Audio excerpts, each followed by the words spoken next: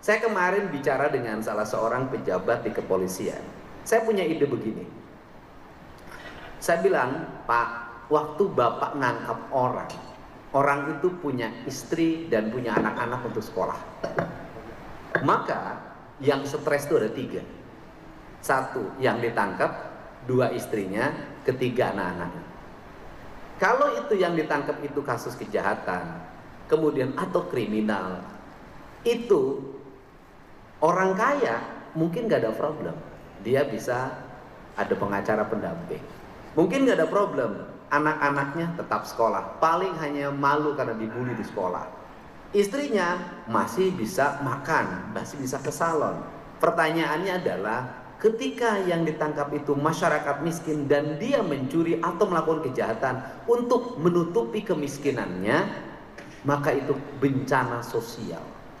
Maka saya memutuskan, saya bilang, ketika nanti saya dilantik jadi gubernur, saya akan meminta pada seluruh aparat penegak hukum ketika menangkap masyarakat, ekonominya ekonomi lemah, maka harus disesekkan kepada bupati, kepada wali kota, kepada kepala desa dan lurah, dan termasuk kepada gubernur. Untuk apa? Kami akan turun menemui keluarganya. Selama ditahan, kami akan jamin kehidupannya.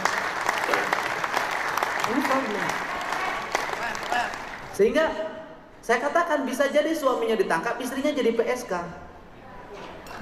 Bisa jadi suaminya ditangkap, anaknya itu jual diri. Kenapa? Untuk menutupi rasa lapar dalam dirinya. Ini problem kemiskinan yang akan timbul karena proses hukum. Untuk itu negara harus hadir menyelesaikan. Maka saya punya pengalaman betul. Ketika saya dulu jadi bupati, setiap orang yang keluar dari penjara maka harus datang ke kantor saya.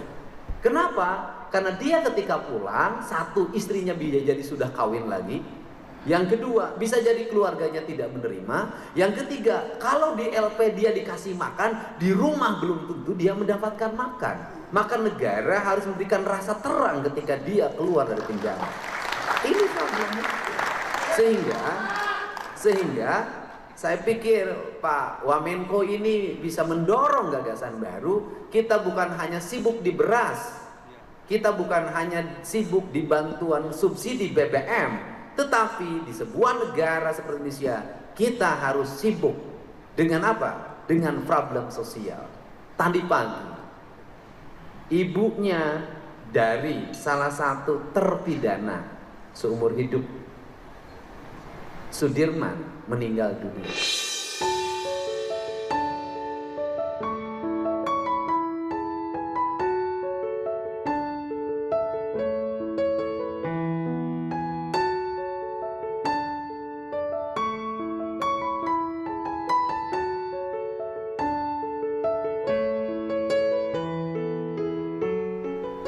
Pertama saya di WA, ketika masuk rumah sakit dia nggak punya BPJS. Saya katakan udah masuk umum saja. Setelah itu dikasih kabar meninggal, saya udah tahu ketika orang meninggal, ketika masuk rumah sakit dia pusing dari mana uang untuk masuk rumah sakit. Ketika meninggal dia pusing lagi, biaya angkut jenazah dari rumah sakit ke rumah berapa, biaya mengafani berapa, biaya menguburkan berapa, biaya selamatan orang bilang sadungnya berapa, biaya tahlilan berapa, biaya 7 hari berapa, biaya 40 hari berapa. Maka depresi itu akan melanda orang yang miskin. Semua peristiwa adalah rasa sakit.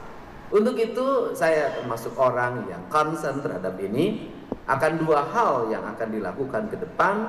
Yang pertama, perlindungan orang dari aspek asas praduga tak bersalah bagi masyarakat miskin yang mengalami proses penangkapan atau tuntutan pidana atau tuntutan perdata dari sebuah hal yang dihadapi.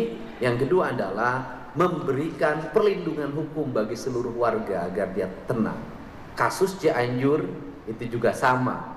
Ketika keluarganya ditahan, suaminya ditahan, istri dan anak-anaknya bagaimana? Sehingga saya waktu itu memutuskan, sudahlah sampai keluar dari tahanan keluarganya saya jamin kehidupannya. Ini banyak kasus seperti ini. Yang berikutnya adalah kasus yang paling menonjol hari ini foto adalah hak atas tanah. Hari ini memang investasi berjalan, tetapi di balik itu juga banyak orang yang hari ini mengatasnamakan investasi, kemudian dia mendapat hak guna usaha dari negara atas tanah yang dimiliki dan dikuasai oleh negara, kemudian menggusur orang-orang yang sudah puluhan tahun tinggal di sana. Itu juga problem baru lagi. Kenapa? Ketika mereka digusur dari tempat tinggalnya, mereka harus pergi kemana? Di situ bernegara berlaku tidak adil. Orang yang baru datang mendapat hak pengelolaan, orang yang puluhan tahun tinggal di sana terusir. Ini problem, mungkin bukan hanya di Jawa Barat, di berbagai tempat. Untuk itu mudah-mudahan pertemuan hari ini kita bisa memberikan jalan yang terbaik bagi upaya membangun rasa keadilan di masyarakat. Dan saya, walaupun hak hakim adalah hak yang mandiri, hak yang independen, atau hak otonom yang tidak bisa diintervensi siapapun, tapi saya yakin doa Pak Oto bisa segera putusan Mahkamah Agung terhadap 7 terpidana segera turun dan mudah-mudahan bebas. Karena publik selalu bertanya pada saya, Kang Deddy Mulyadi sudah jadi gubernur, ai pembunuh pina irarek bebas. Nah ini saya bilang itu kan hakim, bukan saya. Dan ini yang saya sampaikan, dan pada akhirnya orang yang bekerja dengan ikhlas, penuh keyakinan, membela kebenaran, saya yakin Tuhan akan selalu memberikan jalan keselamatan. Tapi orang yang menzalimi, orang yang mengkriminalisasi, walaupun dia bebas hidupnya, tapi hatinya dia tidak merdeka dan tersiksa.